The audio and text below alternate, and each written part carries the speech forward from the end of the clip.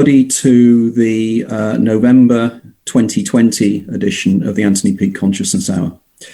This, as always, I always say this, but each interview we do is adding more and more to some fascinating information and some really, really intellectually challenging ideas and thoughts.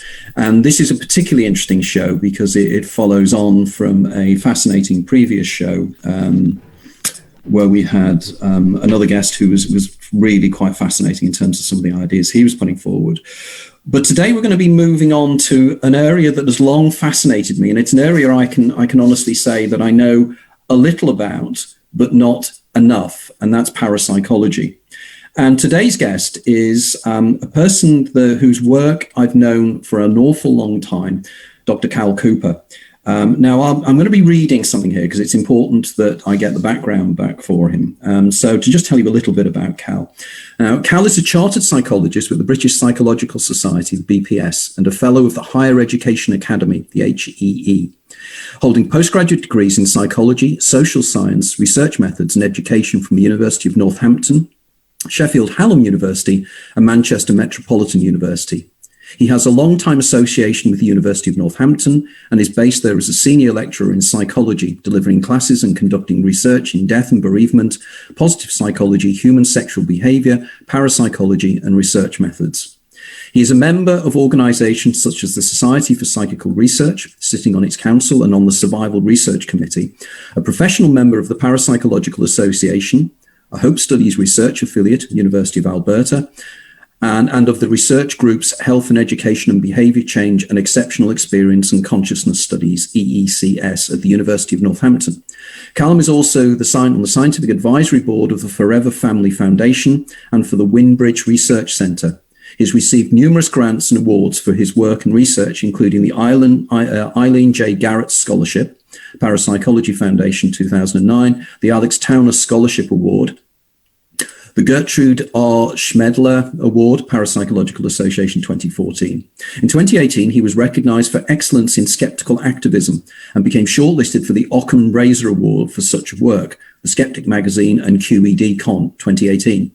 And in February 2020, he received the University of Northampton's Pure Diamond Award for public industry engagement for his contributions to media outreach and science communication. Now, that is a fantastic CV. Anybody would say, this is somebody who is both applying the parapsychology, but as we were just having a discussion before we were starting here, we are both naturally skeptics as well. So we have this kind of element of skepticism, which I think is profoundly important. So without further ado, Cal, welcome to the Anthony Peake Consciousness Hour. Thank you for having me. And I'm only 32 as well. Look at all that stuff. I know, it's extraordinary. It's extraordinary how you've managed. I hadn't realized just how much you've been involved in it. It's quite incredible. So you have obviously a sparkling career ahead of you if you've already got all this behind you already at 32, which is incredible. So the billion-dollar question really is, why did you choose parapsychology as a specialist field then? I thought you were about to say, so the $1 million prize. We've gone for the $1 billion question instead. The $1 billion question instead. Oh, hopefully that's easier to achieve than the $1 million prize. Why Yes. Why parapsychology? I think I sort of naturally fell into it through this schoolboy interest just to ask questions about human nature and life, and that, I like magic and things like that, and magic sometimes gets spoiled if you know how the trick is done, but it's actually quite nice to be someone in the know as to how those processes work and how you can create those illusions or how they come about. But there are some natural ones that are always occurring day to day, and that's science. Every area of science is trying to understand the next step, discover something, be it cures for, got COVID at the moment. People are working tirelessly to actually look at vaccines and understand the process of COVID-19 and the coronavirus, through to various forms of cancer and all sorts, and then through to physics, biology and chemistry and psychology, understanding human behavior and consciousness, trying to really get to the root of that through modern day neuroscience and various other takes on it as well. But growing up, to look at a very rudimentary form of questions that need answering, I was going to the library a lot, and I was in a very small class. There was no more than about 12 to 14 in my school year. We're a very small school. And there's probably only 4 or 5 guys in my class, but we all kind of huddled together and always went off to this certain section of the library and looked at these books that were on the paranormal and Fortean phenomena. So Bigfoot, Loch Ness monsters, UFOs, you name it. We were looking at all of that. But that's where I became interested and discovered the work of Harry Price, the famous ghost hunter of the 1920s and 30s. And it mentioned some of his cases of Borley Rectory, the alleged most haunted house in England at the time that he was stating within the title of his book as well. Jeff the Talking Mongoose that was plaguing the Irvine Farm family on the Isle of Man in Cashin's Gap. And then there were also ghost photographs as well that people had interpreted as a slight face here on the church pew or an arm over there, an apparition stood at the end of this corridor. And I think all of these experiences bundled together, producing what people term as haunting type phenomena or apparitions, or these seemingly inexplicable movements of objects. The Enfield Poltergeist case, even then, was something that we discussed quite regularly at school amongst friends. So I think my big question was, why? How? And it didn't really stick with me as anything to do with a future profession. I think whenever I was asked at school by teachers, what do you want to do? It went in 2 directions, really. Either I wanted to be an archaeologist, because I liked the idea of all day digging up interesting stuff and potentially even finding something very expensive, or going down the route of theatre and performing arts. And I always wanted to do that. Luckily, in what I've ended up doing, that has served me well in terms of public engagement, and I do enjoy having a platform, but it's completely different. I'm not relaying necessarily a script, but certainly research that I've become very familiar with, trying to actually put that into a very concise and deliverable format so I can relay what science is actually doing regarding these experiences. So when I started to look for universities, I thought, well, if acting's not the route, if you're not necessarily going to find something because you need, the right agent, or you need to know the right people, or the right opportunity has got to come along, ground yourself in something else. So you've got something to fall back on. Many actors and actresses have had other day-to-day jobs to keep them going. And so I thought, well, take on psychology. Psychology could be applied to a number of things. So I looked at different universities and realised that there were quite a few universities even then up and down the UK that were supporting parapsychology in a taught module. So you were doing other things, child psychology, biological psychology, research methods, you name it. But there'd be one module on parapsychology. And if they got that, then you could do a dissertation on it. Your main end piece could be parapsychology based because they've got staff there that would support it. I went down that route. I ultimately chose the University of Northampton, and I stayed there ever since. So I think it was that love of human behaviour and these life mysteries that we're constantly trying to figure out and answer. That was the area that had just hooked me from an early age. So I wanted to be involved in trying to explore those questions further. That's quite fascinating because the phenomenon of Jeff has always intrigued me.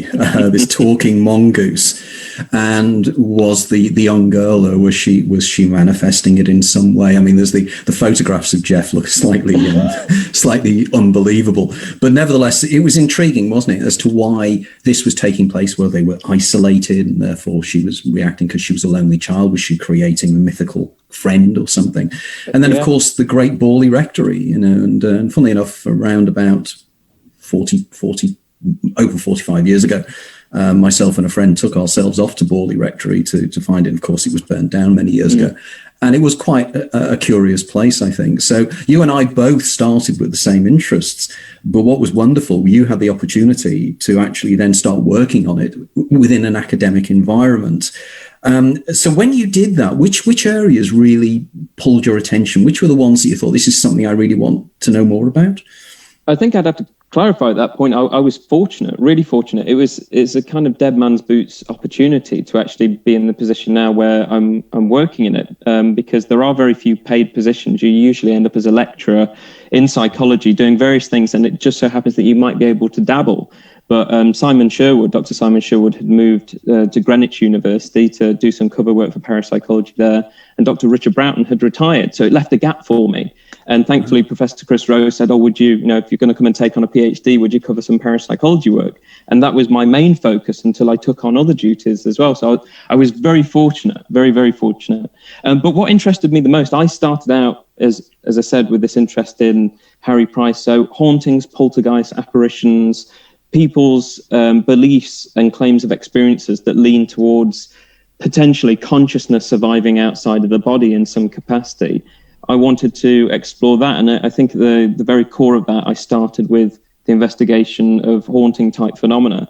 So the very first place that I went to really start investigating and making early notes and notebooks and typing up reports that I keep and reflect on and then try and perfect what I was doing, get involved with the Society for Psychical Research. That was at Plesley Vale Mills, which is just on the edge of Mansfield in Nottinghamshire. And it was really weird. Only a few days ago, I went back there by some sheer fluke. I ended up meeting Matt Arnold, who my partner only works down the road. She ended up working with him. He's covering for science at the moment at a college locally. And he's become the new editor of the Christian Parapsychologist. And I thought, that's really weird. I never expected those kind of links to kind of meet up. And they bought new office space in Plesley Vale Mills. They'd moved from Lincolnshire. And so I ended up going back in this building that I hadn't been in since 2003. I saw that posting you made about that. Yeah. And I was intrigued. Yeah. Okay. 2003, 2004 was like the last times I was really in there. And now they've got a little office space in there to support what they're doing. And being back in the building was just weird. But I thought, how strange that the Church's Fellowship for Psychical and Spiritual Studies has got their own base in there now as well. But that's where I started. And then it moved on to pubs, sometimes private residence, and other places that I got invited to, really. And it ranged from either being invited along to public events to give talks or private investigations as well. But from there, I was reading more and more. I was getting more involved with the Society for Psychical Research. And while at university as well, even as an undergraduate, I got roped into, gladly so, lab-based studies. And the first lab study that I ever did was based on Gansfeld, but we were looking at remote viewing that was incorporating the military-based techniques as well, especially ones that had been employed by Major Paul Smith, some of his designs and protocol that he's used in his workshops. So Professor Chris Rowe had been along to those, and they got incorporated into a study that was developing along from the pilot.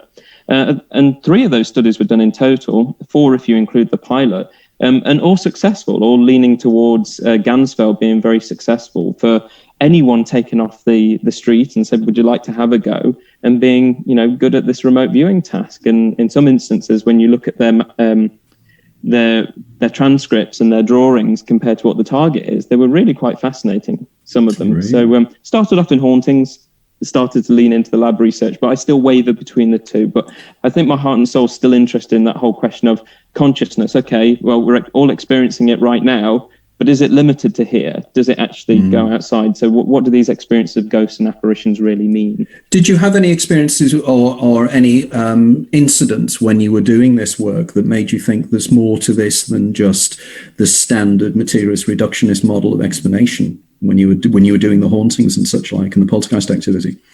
Someone asked me that not so long ago, and I can't remember what context they were asking in, but it was years later, and again, back at Plesley Vale Mills again, and I'd been to other places since then. And I'd been going in with a group of people that were police officers in their day-to-day jobs that were just interested in this. And we were in one of the main rooms that used to house all the looms going back and forth, making these sheets of fabric at one time. Plesley Vale Mills has been empty for that for a long time. But it's still a beautiful historical mill complex where water runs all the way under these three main mill buildings and would turn the water wheels that operated all the machinery. Fantastic. But this main room was empty except for a big metal plate that was covering the floor where it had given way, and the rest of it was wood, and this was on the 3rd or 4th floor. Big pillars, ceiling to floor, massive windows about 15 foot high. We're at the bottom, there's about 3 foot of brickwork. Loads of spotlights outside because there was security walking around the place in and outside the building day and night. And so we're in this room and you could see everything in there. It's really well lit. And at one end is just this one door that we came in by. It's the only one to go out by. But masonry is falling down and all sorts. There's rubble and bits of this and that everywhere. But we're just wandering around and we're doing that, making notes, having a wander, going back to sit down, make some more notes, go on another wander again. And just trying to live with the building, really. In the same context, people had reports of various things. And we were just, as we were wandering around, just throwing bits of rubble off, stood together, just standing still and just like throwing bits of rubble off and seeing how far it goes to the other end of the room. And as we did that with one piece where you heard it go tap, tap on the wood, ting, ting on the metal, and then tap, tap on the other side, getting to underneath the windows, we were just about to leave. Then all of a sudden, after throwing one last piece and it coming to rest, we heard this bang, tap, tap, ting, ting, tap, tap. And we got cameras as well and filmed it coming all the way up to our feet. And we just all looked at the camera screen and it resting at our feet, and then went and looked at each other and picked it up, and it was hot as well. And you thought, what the hell? You know, it's not hot as in you've held it in your hands for a long time and it's warm. I mean, hot. And I thought, what on earth? Where's that come from? That's quite a distance for it to come. We're talking about 30 yards plus, skimmed across the floor, and not just fallen from the ceiling or something like that. It was very odd. And I think that was a heart-sinking moment for me. But that was like 10 years into being involved also. And, you know, I read a lot about poltergeist phenomena in the various texts, people's investigations, people's experiences of it. And I'd remained very skeptical of it. And I still am. But that one experience, I thought that I'm really struggling to find out what has caused that or why, because that's not a day-to-day occurrence. And I'm struggling for conventional explanations, because even in my day-to-day life, I've never encountered stuff like that. It just doesn't happen. But in that instance, it did. And it happened in the same place where people had reported such kind of activity before. So for me, that was quite interesting. Because that's intriguing, isn't it? Because I've read many times that one of the factors that seems to be involved in these kind of circumstances is running water.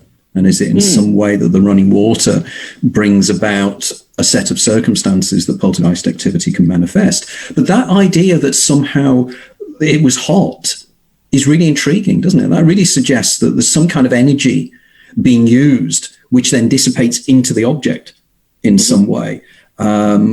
Which is quite fascinating. It's interesting you mentioned the running water. I've literally just finished for the SPR. They're doing a book on evidence for life after death. And I've contributed a chapter. Oh, you have? There we go. Yes. We're both involved. I've been going through mad. I've been rereading this PhD thesis on psi experiences in the funeral industry. Wow. From 1987. Okay. And there was one account that I quoted that I just thought was brilliant. And it was a guy that had got the night shift. He was a trainee funeral director, and he worked from 5 till 9 in the evening, in which he had to see clients in and out and just check that they were okay. But when it came up to 9, then he could go to the dormitory and sleep all night until 7:30 the next morning, in which case his only job was to answer the telephone from the authorities and arrange a pickup for any cadaver that needed to be brought in. But before 9 o'clock, he had to do final checks and go around with a clipboard and an itemized list of things that he needed to do. They'd had a break-in before, so he was, and this was, I think, a couple of years before at 3 a.m., so he was cautious and knew where they actually held things like a baseball bat and various other weaponry, just in case anyone doing the night duty should encounter a break-in again. But he was doing his usual checks, just clipboard and pen, and he was going about. And then the public restrooms, he'd already been past them and checked them, and he was just going up the stairs to the dormitory, and he heard a noise. And so he went back down to check it out, and he went and explored where this noise was coming from, and it was coming from the public restrooms. He'd also passed in getting there this long corridor that he said, have you ever been to Disneyland and been to the Haunted Mansion? There's this long corridor that's got a candelabra at the end of it. Well, this corridor was just like that, and it got 12 visitation rooms all the way down. You could see these doors going off, and at the end was this big candelabra sat on a table at the very end. But I took note of it. I always found it a bit odd. But then I went into the restroom, lights were on, and the tap was running. And he said it wasn't just a drip, it was on full pelt, and the water was gushing out, and it was the cold tap. And he said it had been on for a long time because it was covered in condensation. So the tap itself had gone cold. It was starting to drip with the coldness. And he said, I checked that. I turned the light switch off myself, and the tap most certainly wasn't on. Not like that. That would have been very obvious. And he said that had kind of unsettled him a little bit. So switched the tap off, turns the light off, probably makes a note of it, has to then go back to the dormitory. But then he comes across this corridor again, and he looks down, and there's a man stood at the end of the corridor in front of the candelabra wearing baggy trousers. He's wearing a check shirt, very much like a lumberjack, a very elderly looking gentleman. And he's holding his hat in his left hand to his side. And I think he'd been looking down, but then he looked up at the guy, and they both locked eyes. And he said, I've got no idea how long we were doing this for, but we just stared at each other. And by this point, he'd already grabbed a baseball bat because of hearing the tap. So on his route from getting the tap turned off to coming back to this corridor, he grabbed a baseball bat and he was just clutching it. And he thought, I don't know what to do because I can see this guy, but I can also see through him. I can see the candelabra through his body. And he said, don't know how long it took, but then all of a sudden he was gone, like turning a TV screen off. He just went, he'd gone. And he said, I went back to the dormitory and I shut the door, I locked it behind me, and he got exams the next day and he just decided to forget about it. And it wasn't until, I don't know, a couple of weeks later, he told the receptionist about this. He hadn't told anyone. And she said, oh, that's Mr. McKinney. People have seen him before. He founded this funeral home and also the cemetery behind. If you speak to the florists who work in the shop next door, they've seen him as well. And they've also had some poltergeist activity. So for me, I thought that was fascinating. But it started with the water thing, like in some poltergeist cases as well, where they mentioned this whole water aspect. Yeah, very much so. And I think, wasn't there an association with running water that was similar in some of the work that Michael Persinger did at the Laurentian University many years ago, with his God helmet? And I think there was some kind of association there with running water in some way. And I know that Paul Devereaux has written extensively about these kind of linkages.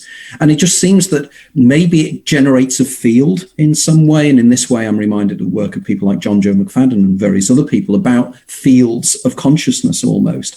But I think what you were saying there, I know it's a slight aside, but it's something that's long intrigued me, that the manifestation is strange, isn't it? So they locked eyes. So clearly, whatever it was, it had sentience because it was acknowledging him. So it's not like the stone theory that it's some kind of something coming out of the stones themselves, like a stone recording. It seemed to know him. It seemed to recognize him in some way, and you wonder what is really happening here. And why would it turn a tap on? What was the point to do that, Well, we've got loads of conventional explanations that start to come in. I mean, you have to question, even though he seemed insistent that he turned it off, had he, what had actually happened in that interim? Someone else actually, before he'd actually let the guests out, they'd actually left the light on and the tap, and then he'd done the check before they'd last been. There's all those kinds of things.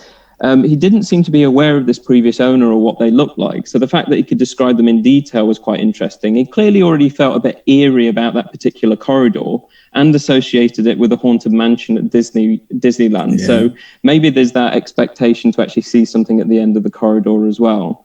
But people like Carlos Osis, who'd written the book At the Hour of Death with Elenda Haraldson, he'd written quite a bit in the Journal of the American Society for Psychical Research about apparitions that show conscious awareness and how much these lend evidence towards survival as well. And you have to look at each case on its merits, really, as to how well it contributes, because I think even Richard Broughton had written about this in the European Journal of Parapsychology in an article entitled Why Do Ghosts Wear Clothes?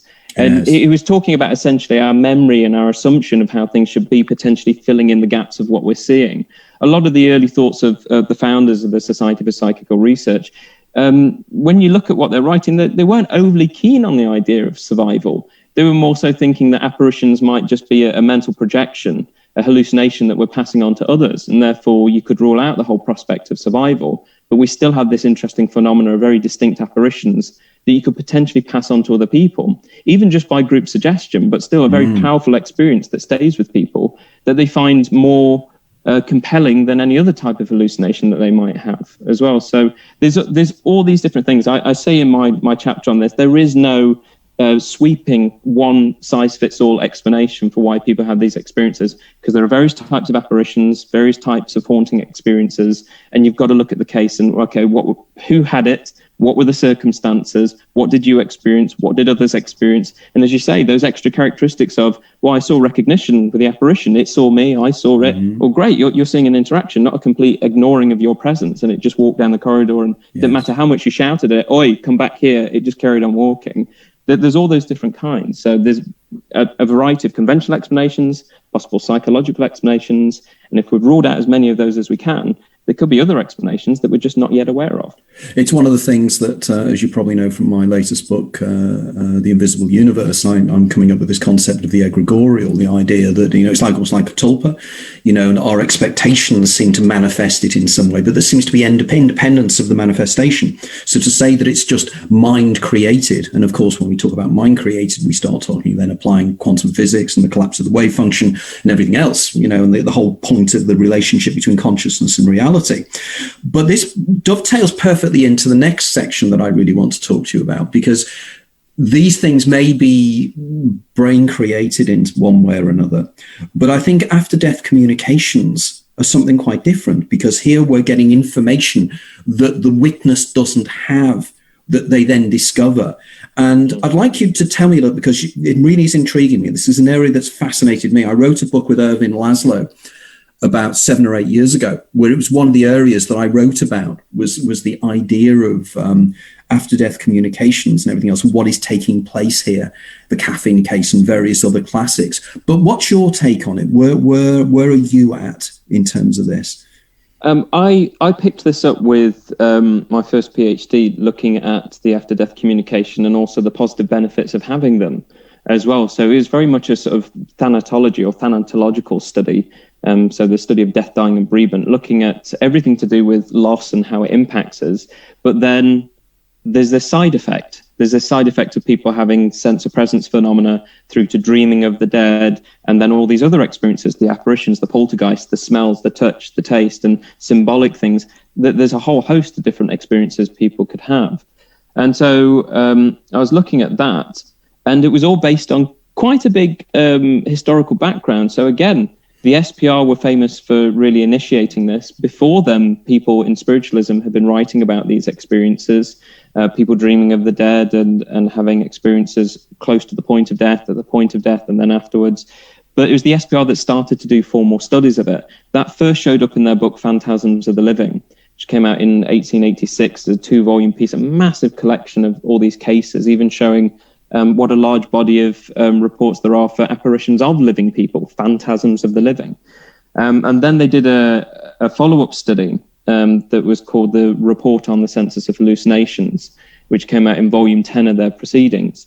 And again, it was showing that quite a large body of the feedback that they got for people answering this question about having a distinct sense of other people being there and yet they're not physically present. People were reporting sense of presence phenomena and apparitions of the dead as well.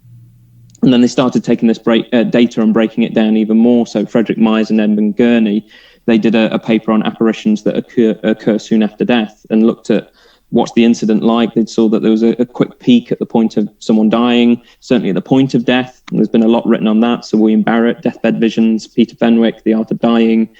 So big gaps in history and a lot of update on this research.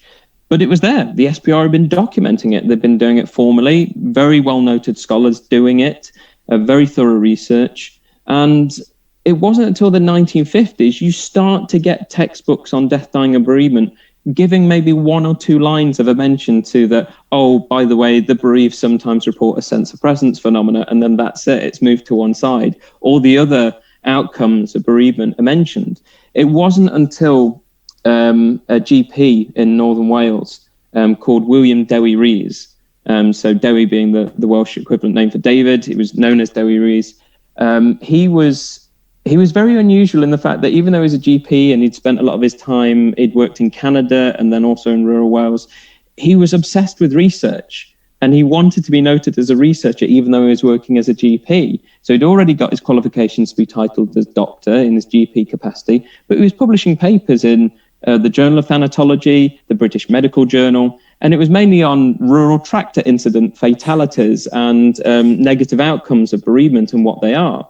And so he wanted the research community. He felt that if he didn't have an academic qualification in research, then his papers aren't going to get noted so much because people think, well, you're practically working in this and administering, prescriptions and stuff like that. You're not really delved in the research side of things. You're just seeing your patient population.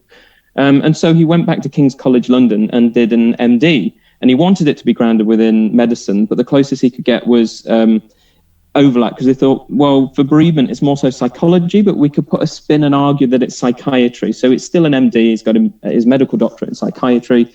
And he wanted to look at what are the negative outcomes. I want to map them of bereavement.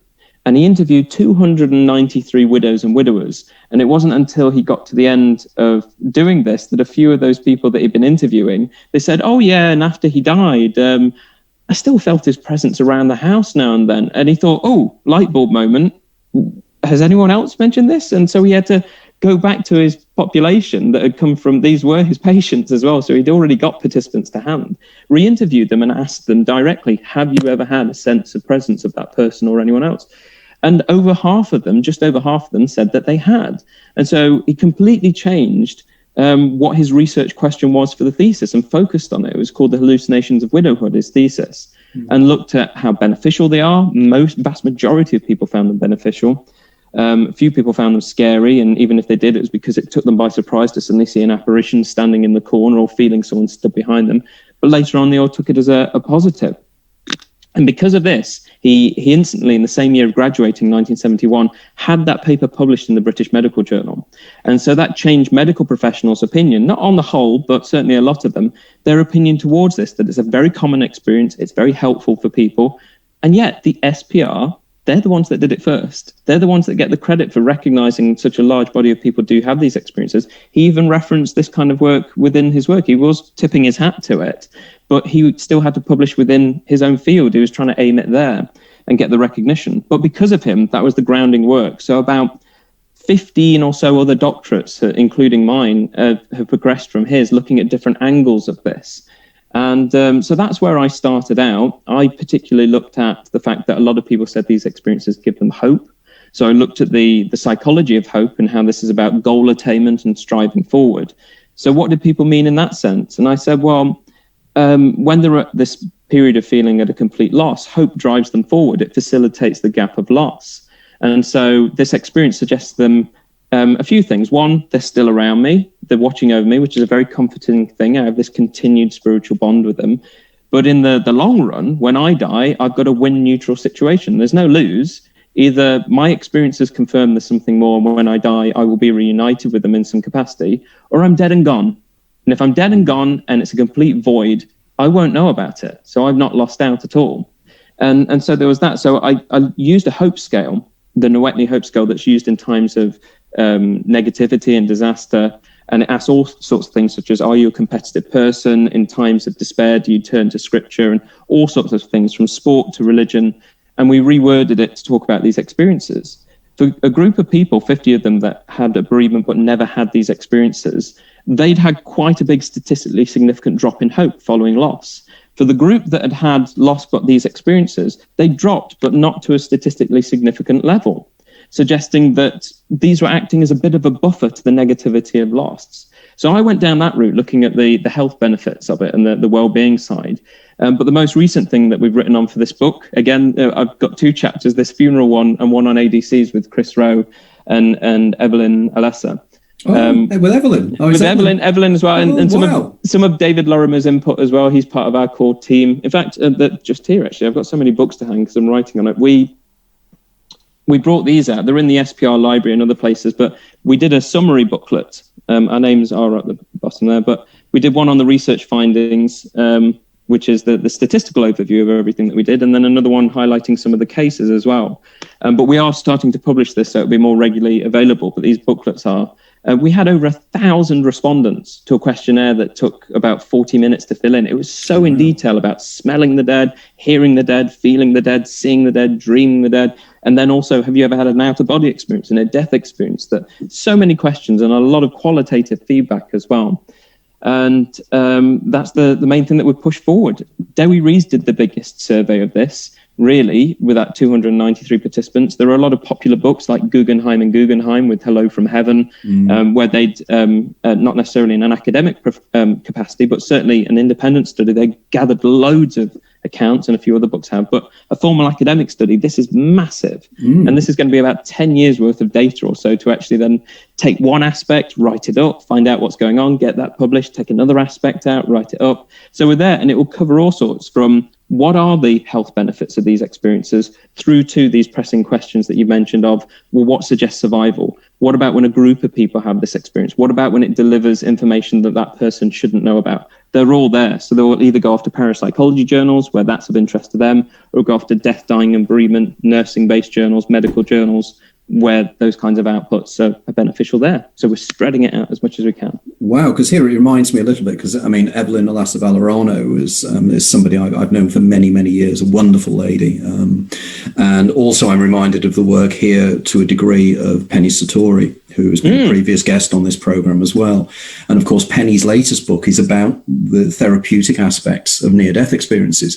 But this is almost a counterpoint to that. You know, this is therapeutic of anticipations of loved ones being close by. Did you have any kind of objective evidence that these communications were valid in some way, rather than just anticipations or just because of loss?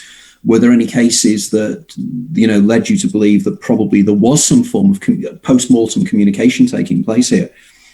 Because I'd be very intrigued to know about that. I certainly think within this recent study that we've done as a new research team with Evelyn, with David Lorimer, with Chris, it's early days. We've taken out, with the thanks of one of our research associates, Sophie Morrison, she's been dealing with specifically the data of messages received.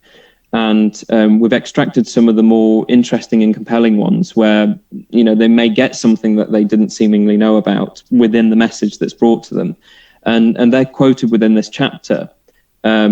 Just to give a demonstration within this, as you know, very big book. I think it's going to end up with 22, 24 chapters from various people talking about what constitutes or may constitute evidence for survival of consciousness.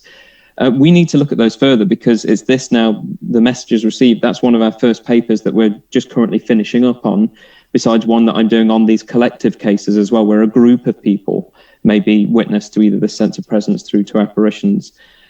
Nothing springs to mind. Certainly classical cases spring to my mind that I can mention to you if you want me to mention any of them. No, absolutely. But they're very kind of similar. We've just got to dig deeper and actually look further at the context of these more recent ones. But classical ones either stem from the Chaffin Will case that's early in the SPR, still highly argued, because this was all about, I don't want to go through the whole case again because it was so long, but in summary, there were 5 sons of a chap, Mr. Chaffin, who'd left a will, but he left it to one of his younger sons who was already dying, believing that he could enjoy the wealth before he died, and then possibly that would get distributed to the 4 remaining brothers. But he didn't die as soon as was predicted, and one of the other brothers had a dream that his dad had come to him and said, "Look, I left a second will, and it's in my old kind of trench coat." And when he woke, he went to ask the whereabouts of this with mother, and mother said, "Oh, it's with one of your other brothers." Went to find that brother, asked where the coat was. It was in an attic. It got a bee's nest on it. They got the bee's nest off. They looked inside the lining. There wasn't a pocket, but there was something sewn in. They found a note. It said, "Look in my daddy's Bible." So their granddads, look in Genesis. They went to try and find the Bible. They found where that was. They looked in Genesis. Lo and behold, there's a second will that says, "You've all got the money equally, all 5 of you." It was all split and signed. That's remarkable. I mean, look at that trail of information that's followed up just on the basis of the dream. And people would say, well, someone's in it for the financial gain. One of the arguments that's put back to that is, well, why wouldn't that person that's had the dream, if they've set it up, keep all the money for themselves and get it off the other brothers and back off the one that has got it? Instead, you've got an equal split going on. Even so, everyone's benefiting because there's a lot of money and a lot of land. More recently, I think it was Robert Sharman had been re-looking at this in the Journal of the SPR, and had handwriting experts look at the original will signature and the second will signature. And their opinion was, even though they are very identical, the signatures, usually your handwriting changes in a certain way. I don't know whether it gets less neat or more refined. Who knows when they do? I don't. This is why they were asked. But it changed. And they said the way the second signature looks, it suggests that it's written by a younger person, not someone that's older than the first. And so this has started to bring into question further stuff like that. But there are other cases that I like. There was a traveling salesman who was smoking a cigar, staying in a hotel, and he was writing up his sales for the day, and his sister had died.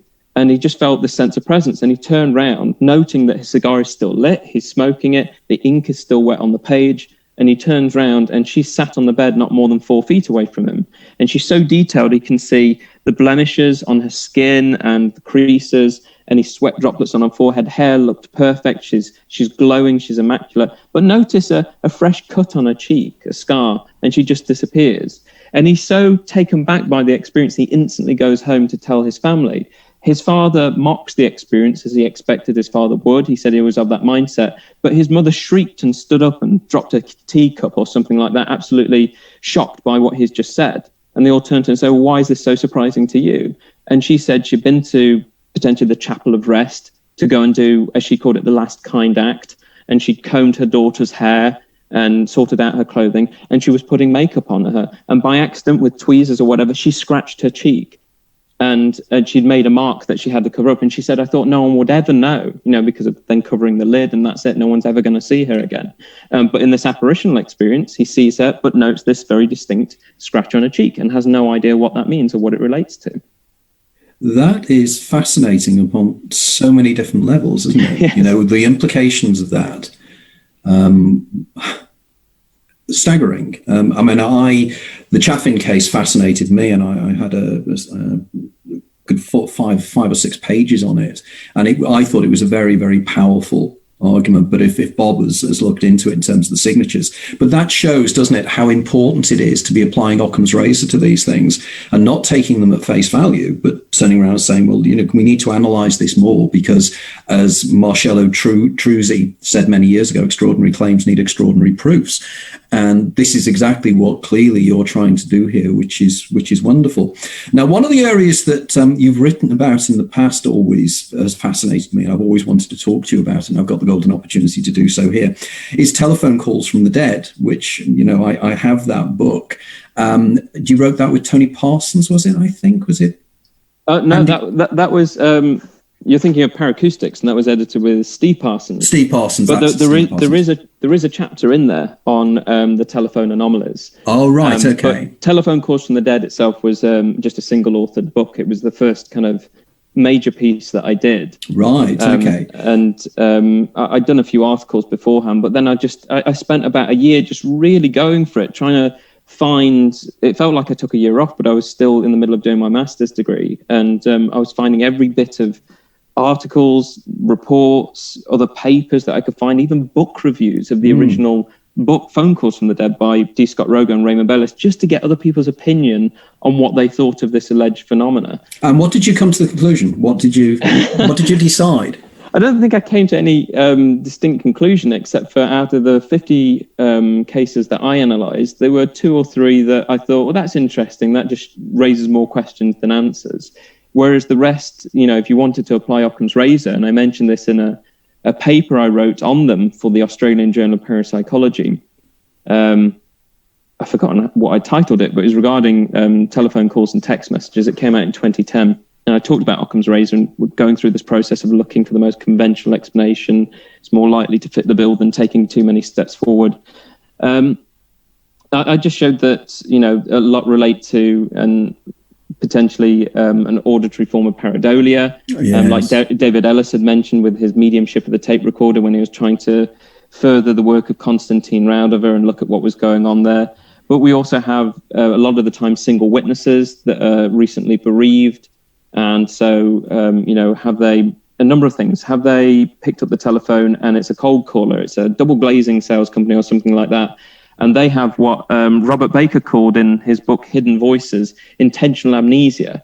And they're just hearing what they want to hear, again, to facilitate that gap of loss.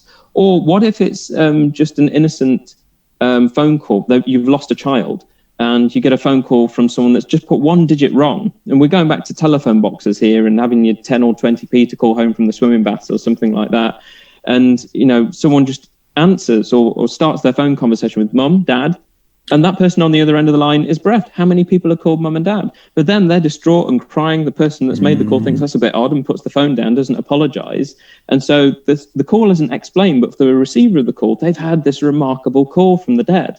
So there's all these potential conventional explanations before we even begin to look at the idea that ESP or PK is involved, or the dead are somehow manipulating the telephone and making it ring. But it's got a long history. It goes all the way back to wireless telegraph and people reporting anomalous communications on that, extraterrestrial through to the dead, person called David Wilson published in the College of Psychic Studies journal, which was called Light, still going to this day. He'd done a report on that. And then there were people allegedly trying to make telephones to contact the dead, from Frederick Jurgensen through to R.F. Melton, and then even Thomas Edison making the claim as well in Scientific American. And so long history, people still report it to today. It's basically a subcategory of the after-death communications. But there are interesting instances where people have had these conversations and they don't know anyone has died. So the call takes place like any other, and it's not until after it, like in some apparitional experiences, they realize they couldn't have encountered that apparition of that person technically, or had that phone call, because that person isn't around to either make the call and be heard or be seen in front of you physically, because they're somewhere else and they're dead. So those are the interesting kind of curveballs when you hear about those accounts.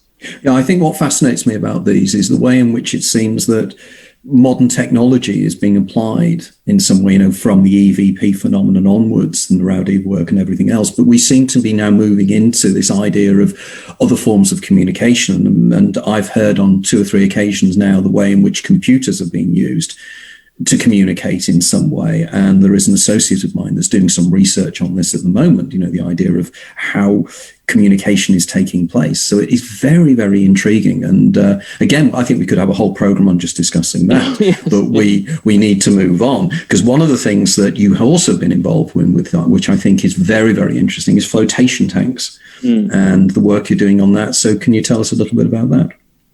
Yeah, I've always had this affinity to water. I love it. I mean, if I could have several baths a day, I would do. But weirdly, I don't like the idea of living by the sea. I've done that before, and I don't like it. I think I like visiting water and then being half between the countryside and half between the city, but access to some running streams, baths, spas, things like that.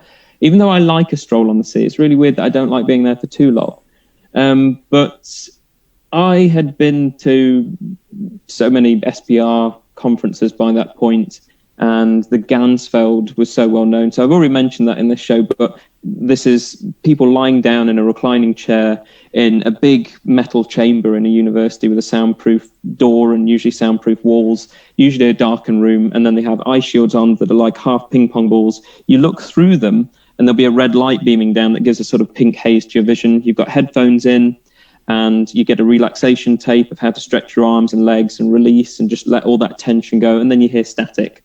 And the idea is that static, it disappears within a minute. You don't really notice it. And then potential visions or conversations, words start coming forward.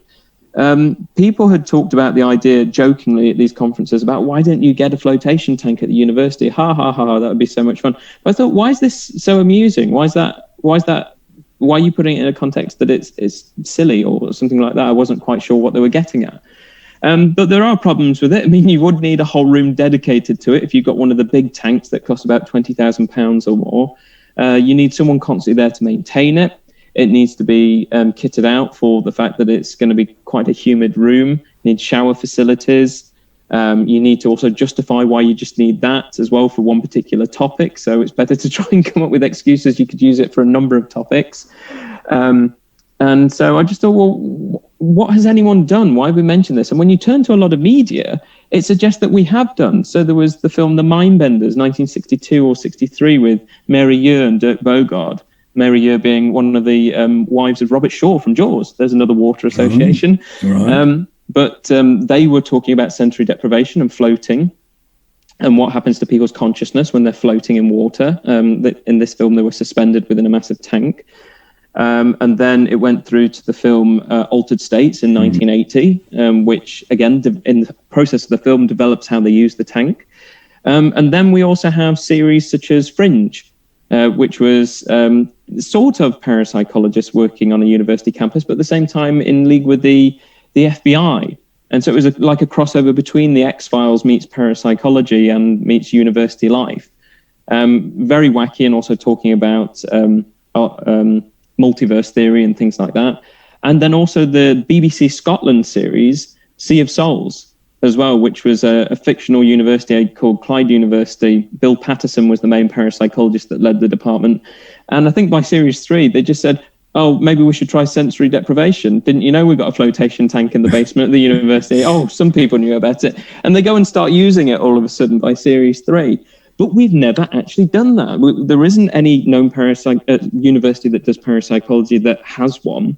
We've certainly got colleagues like Annette Shelgren, who's been working on flotation tanks for a long time, but not in the capacity of parapsychology. Certainly looking at altered states and spiritual experiences and out-of-body experiences, which you do naturally get from using them. Did John Lilly get involved in this? That's the starting point. So John Lilly and Peter Sudfeld in the 1950s, they were working on this to look at, again, the health benefits, what happens to states of consciousness. And it was based on just floating. They had a head device that kept your head floating above the water.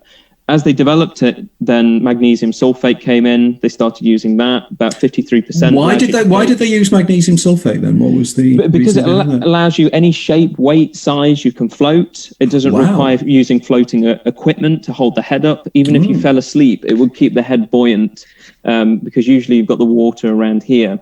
It's only if you started to really tilt your head to the side, but you just naturally don't. So you're okay in there. And then the water is to blood temperature. So you don't feel hot, you don't feel cold, you just are. And this is why a lot of people feel like they're having perinatal experiences, feeling like they're being reborn, because it feels like potentially a giant womb. You're in there naked, because if you have bathing costumes on or anything like that, you would notice it. You would realize you're feeling fabric that's wet floating against your skin. It's also quite corrosive for the swimming costume as well because of the high level. So you just float, and that's what it's like. It was originally used to look at these altered states of consciousness. There's a conference every year in the United States called the Float Conference. I think it's just called floatconference.com, and Peter Sudfeld carries it on. Lilly sort of drifted away from, for want of a better word, drifted away from the kind of idea in a way. He was dabbling with other things, LSD and ketamine. He was looking at human-dolphin interaction and things like that. But he had spoken to the Parapsychological Association in 1969 in New York City. He'd been to the conference and he was the guest dinner speaker. And he did a talk called Parapsychology and Inner Space. And he talked about the tanks and he talked about the hallucinations. And he said, why don't you invest in getting 2 tanks and look at where these hallucinations come from? Sender, receiver, setup. Sort out a methodology and figure it out. Are these experiences, do they have psi potential? And the only person that ever bothered to follow that up and run a pilot study that got published, not to say other people didn't, Stephen Schwartz bought a tank on the request of John Lilly and used it at home. He was going to use it with his Mobius remote viewing group, and a few other people had interest. But Scott Rogo did a very small pilot study published in a journal called Research Letter, came out with the European Journal of Parapsychology, and he just wanted to look at, was it worth even using these against the Ganzfeld? And it got some promise, but it was only 4 trials. It was a flop. Our pilot study was only 12 trials, nowhere near anything that you need to even get any statistical meaning out of it. But we wanted to look at how well do these visions match up to the targets. And in terms of qualitative feedback, it got a lot of promise. So we've got funding now to go on for another 3 or 4 years. We were successful in getting some Parrot Warwick funding. And at the moment, we've got our fingers crossed for a little bit more coming in. But we've purchased a flotation tank, a portable one though.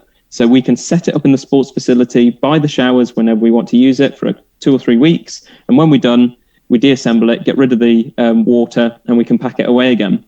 And so we're all set up for the next bit. Do you know what could be really interesting here was if you could link up with Engelbert Winkler and Dirk Prokol, the guys that invented the hypnagogic light device. Because funnily enough, again, we've got a link here with Evelyn Lassa-Vallerano, because it was Evelyn that introduced me to the Austrians. And I first encountered the hypnagogic light device at Evelyn's home in Geneva. And these can place people into altered states of consciousness. And it would just be quite intriguing. You put somebody into an altered state of consciousness, then put them in a flotation tank. So you're kind of doubly facilitating whatever it is that brings about the opening of the doors of perception, to coin a phrase. That could be very intriguing, I think. Do you have the flotation tank now permanently? You've actually purchased it, so you have it on a permanent basis. Oh yeah, I mean, as soon as we got it in, it came in 2 very large boxes from the United States. Myself, Dr. Glenn Hitchman, and Dr. David Saunders. I think we dashed to the storage facility to go and look through the box, and it's like getting a Christmas present, and you're like, oh my God, this looks fantastic. So excited to use it, and then COVID happened. Oh, and right. So it's that recent, is it? Oh, my word. At the start of this year, we opened the box, and it was a lot of back and forth in terms of getting it and getting permission for it and making it very clear why and how we were using it. And it's not just for psychology. Nursing and sports science can benefit from it, health and beauty as well. It's got a lot of potential to be used by other departments, and very attractive as well for any people coming in to do anything from undergraduate studies to a PhD. It's there for you to use. But we haven't used it. And at the moment, with COVID and how it is, getting past ethics and risk assessment, it's just not safe to use it. So we're hoping, fingers crossed, everybody around the world gets in the green and COVID goes away and, we get into a good state and it's never coming back, and we can start to use things like flotation tanks again. We could start to socialize and all meet in the same room. Things will never be the same again. I think we're going to be a bit more cautious about hand washing and hand sanitizing and things like that. But it shouldn't hinder this kind of research. We want to get back to where we are. It's sat there waiting. The pilot study is out. It came out in the January edition of the Journal of the Society for Psychical Research. So if anyone wants to read the pilot study, it's there. There's also a talk on YouTube as well, where I spoke about this at the SPR conference in 2018 or 2019 in Newcastle. So there's a few talks on the flotation tanks, but it's there. It's ready and waiting. And we will be putting a call out for participants when we finally get there. Oh, count me in for this one. Please come in. I mean, most people will pay about £45 for a commercial float. We're asking people to come in. There will potentially be a little bit of something for people if they take part as well. We've got the grants to make sure that we're looking after our participants, and we want to get a good wide variety of people involved to see what their experiences are like. So it's there ready and waiting, and I'll be ready to tell you about the next step when we get there. How really exciting that is. And that we're about to run out of time. We've got about 3 or 4 minutes. And the final thing I'd like to discuss is just your work with the Society for Psychical Research. There are other topics we wanted to pick up, but it's become so interesting that there's so many themes we've managed to follow up. But if you can tell us a little bit about that, and then at the end, then if you can tell us a little bit about how people can contact you and your work and things you're going forward on, because I'm so excited on this new book for the SPR as well. But that's really good. Okay, so I was we were really pushing it with these last chapters. I mean, to say that I've even been editing today, just because I've had so much going on with different things and things like that. Well, you're delayed. I got my chapter in by the deadline, actually on the day. So I didn't. Naughty boy. Not good. I'm extremely very much so in the doghouse. Yeah, with the SPR, I'm a council member. I've been a member ever since I was an undergraduate student. And we try and even push all of our undergraduates, and we help other universities around the UK and other places as well. When they've got people involved in parapsychology, they recommend they sign up for membership. There are so many benefits to it. They started in 1882 through Trinity College, Cambridge. People like Henry Sidgwick, Frederick Myers, Frank Podmore, Edmund Gurney. And it was to answer the claims of spiritualism, people talking about mediumship and making claims of seeing apparitions. So they wanted to finally explore, as a structured society, what exactly is going on. Can science actually figure this out? And then the American side of things, American SPR started in late 1884, was fully established by 1885. And they were sort of to counteract the British SPR. They were more so wanting to debunk everything and act against the SPR. But I think it was within 10 years, they realized there were cases that didn't seem to have a good conventional explanation or fit. So they were going for a long time just as strong as the SPR as well. And I would recommend to anyone, if you've got an interest in this, if you live in London, brilliant. You can easily go to the library and benefit from the lending library and going to look at the journals, photocopy articles that you want to get access to. All this stuff that a lot of people will say, oh, you're interested in ghosts and psychics. There's no evidence for that. There's plenty. Yeah. Believe me, there is plenty. I've had so many arguments before with people at house parties where they've found out what I do and they've turned to me and said, there's no evidence for that, any of it. So you're more than welcome to come to the university. I'll buy you a coffee and show you around. No, I'm not going to come because there isn't any evidence. I'm leaving. Goodbye. Yeah. Bizarre attitude and behavior. But the SPR now, because of this situation, they're doing a lot more online lectures and even their weekend workshops on Zoom. And so this is great for international members as well, because then they're part of it. They don't have to travel to London and Kensington to go to the actual lecture. They can just tune in like we're doing right now and take part. I think there's a lecture coming up with Professor Chris French because of his fairly recent retirement from Goldsmiths, University of London. He's headed the anomalistic research unit there. He's talking about his time there and establishing that. And then there's also a workshop coming up as well. Forgotten what it's on, but if you just go to spr.ac.uk, you can look at all their upcoming events and just look at taking part. I always say to my students, I'm, as you mentioned at the start, I'm a member of the British Psychological Society and the Higher Education Academy, many others. If you are interested in a particular topic and you know there's a membership involved, don't just assume that it will keep going because there are members. Chris Rowe said to me once a really important thing that's off the back of John F. Kennedy, and it really is important. Don't think about it in terms of what do I get out of it? Do I get some journals through the door? Do I get freebies and stuff like that? Don't ask what they can do for you. Ask what you can do for them. If you're paying your membership dues, you keep it going, and then you keep the research going. Your membership dues go to the research grants as well, and helps pay the researchers to deliver you more research you can read about, and also offer lectures and that lending library so you get access to the literature, those day trips out, and conferences as well, which are fantastic to go and network and meet people, see what's going on. So there's that and many others. There's the Parapsychological Association, the Parapsychology Foundation, the Alex Tannis Foundation, the Scientific and Medical Network. There are many. If you're interested, go and look at their websites, sign up. There are benefits for students. You get discounted memberships and concessions, all sorts. Be a part of something, get involved, see what's going on. And like what we've been doing now for the past hour, get involved in these discussions, see where it's all going and what the latest stuff actually is, and look at these skeptical, balanced arguments and really, what's going out, what's the weight of evidence in all these different topics.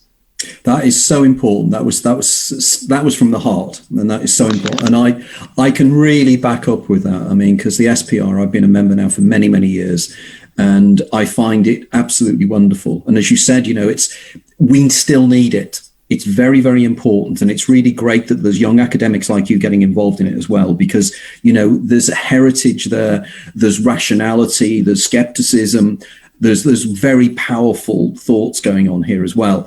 And it's so important we continue with it. So guys, if you're out there, please consider joining. There are so many of my Facebook friends that are members of the society. So please come along. And it's the same with the Scientific and Medical Network as well. There are a lot of these groups. So don't feel you're alone, because you're interested in these things, but you don't feel that you want to go to the extremes of the silly woo-woo level.